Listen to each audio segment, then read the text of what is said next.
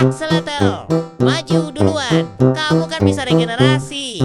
Digigit dikit tumbuh lagi. Kamu kan juga bisa putusin ekor, terus kabur. Enak banget ngomongnya. Aku nggak punya stok badan cadangan. Tapi kakimu panjang. Sekali lompat, bye, bisa langsung kabur. Ya kalau bisa kabur kalau dikaplok.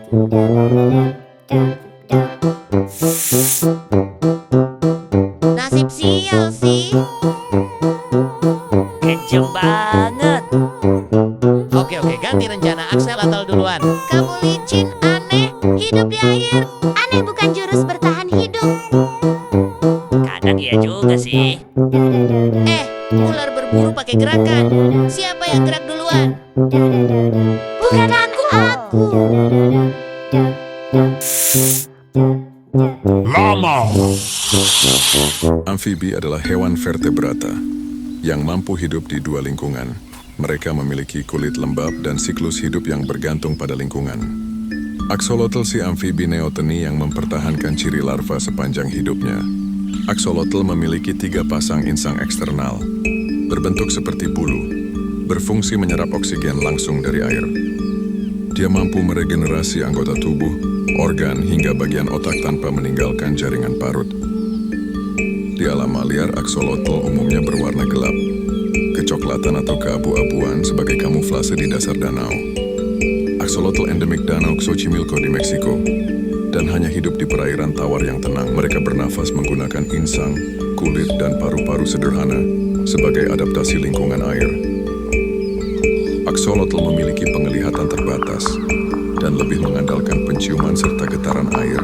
Mereka adalah karnivora yang memangsa cacing, serangga air, dan krustasea kecil.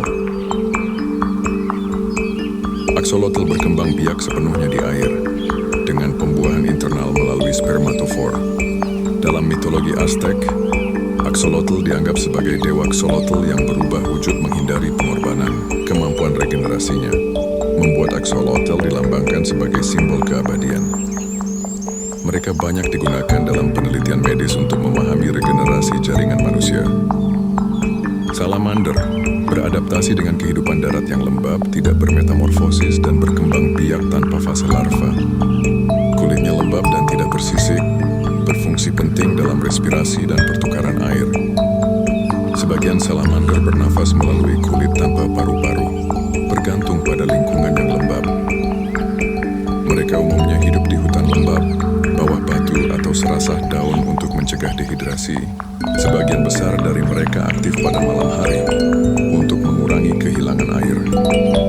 Warna tubuh salamander membantu kamuflase atau memberi peringatan bagi predator. Beberapa salamander menghasilkan racun kulit sebagai mekanisme pertahanan diri. Mereka juga mampu meregenerasi ekor dan anggota tubuh yang hilang secara alami.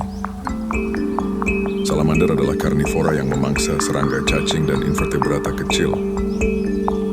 Mereka berkembang biak melalui pembuahan internal menggunakan spermatofor.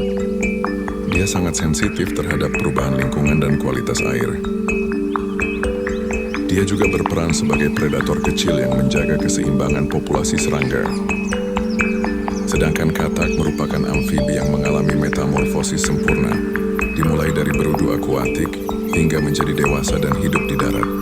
Berikut adalah beberapa jenis katak dan ciri-cirinya. Katak sawah Asia memiliki tubuh kecil hingga sedang, dengan kulit berbintil halus, sangat adaptif di lahan persawahan dan perairan dangkal. Katak lembu adalah katak besar dengan suara keras, berperan sebagai predator puncak di habitat air tawar. Katak pohon hijau memiliki bantalan jari lengket yang memungkinkan memanjat permukaan licin. Katak bertaring jantan memiliki taring tulang di rahang bawah untuk pertarungan teritorial.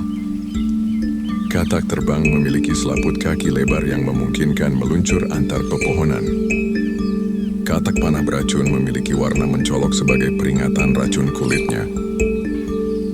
Katak hujan gurun berbadan bulat dan beradaptasi pada lingkungan kering dengan menggali pasir.